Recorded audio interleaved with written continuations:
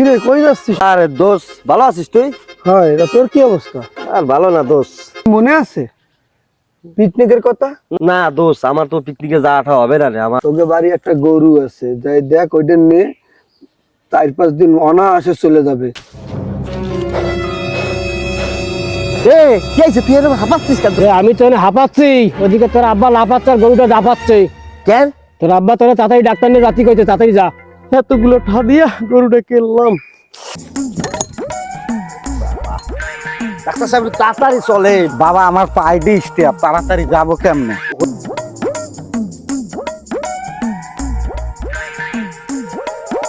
ও doctor সাহেব আইছেন আপনি? গরুর কি সমস্যা?